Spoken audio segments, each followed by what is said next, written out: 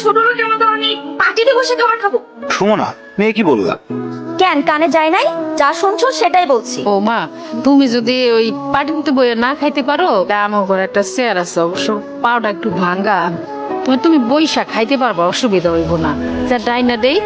ভাঙা চেয়ারে বসে সুমনা খাবার খাবে? অসম্ভব। ছি ছি, এসব কি রান্না করছে? এর থেকে তো আমার বাসার কাজের বুয়ারা ভালো রান্না করে খায়। মাকে ভেবে অপমান না করলে হয় না? এটা কোনো রান্না হইলো?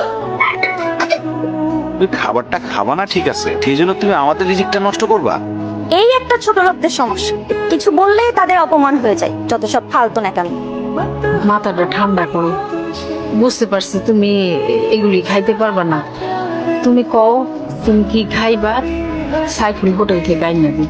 ভাবি, মা তো ঠিকই বলছে, তুমি বড় লোক মানুষ, তোমার এইসব খাবার পছন্দ নাই হইতে পারে। তুমি কি খাবা বলো? ফ্রাইড রাইস আর চিকেন ফ্রাই। মা, সেটা তো মেলা দাম।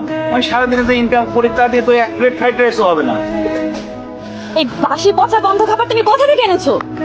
ওই যে আমাদের 3 রাস্তার মোড়ে যে দোকানটা আছে না সুন্দরপুরে, ওই দোকান থেকে আনছি। আমার সামনে নিজে বানাই দিছে। আমি কি ফুটপাতের খাবার খামে? তোর কাছে বড় কোনো চাইনিজ রেস্টুরেন্ট চোখে পড়ে নাই? মানে তোকে বিয়ে করছি বলে কি তুই আমার লেভেলটা ফুটপাতে নামে আনছোস? বউ, তুমি তো জানো আমি একজন গরিব সবজির দোকানদার। সবজি বিক্রি করে যা ইনকাম করি তা তো বড় রেস্টুরেন্ট থেকে খাবার কেনার মতো সামর্থ্য আমার নাই। হারাম জাদা, তাই বলে কি তুই আমাকে ফুটপাত থেকে খাবার এনে খাওয়াবি? ধর।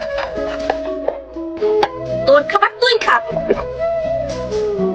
তুই এরকম কষ্ট করে কতদিন পার করবি? তোর তো বউ সম্মানও দেন। আর যা মনে হইতেছে বউরে দেখে মনে হয় না বউ সংসার করে। তুই মনে হয় তোর তালা কিনে দিতে চাই। এখানে বালিশের পরিবর্তে ইটকে? আমি রাখছি যাতে তোমার মাথা থেকে রক্ত বের হয়। মানে তুমি আমাকে খুন করতে চাও? হ্যাঁ করতে চাই, প্রয়োজন পড়লে তাই করব। আমার ডিভোর্স চাই। বউ, ডিভোর্স ছাড়া তুমি যা চাইবা তাই পাবা। প্রয়োজনে আমি প্রতিদিন অনেক বেশি পরিশ্রম করে তোমার জন্য চাইনিজ থেকে খাবার নিয়ে আসবো, ভালো ভালো খাবার নিয়ে আসবো। আমার না কোনো খাবার চাই না, আমার না তোমার থেকে ডিভোর্স চাই। কারণ তোমার মতো সবজি আলার সাথে না আমার যায় না। কি হলো? এরকম বজ্রপাত হয়ে যাওয়া মানুষের মতো চুপচাপ বসে আছো কেন? কি বলছি কানে যায় নাই? জি, গেছে।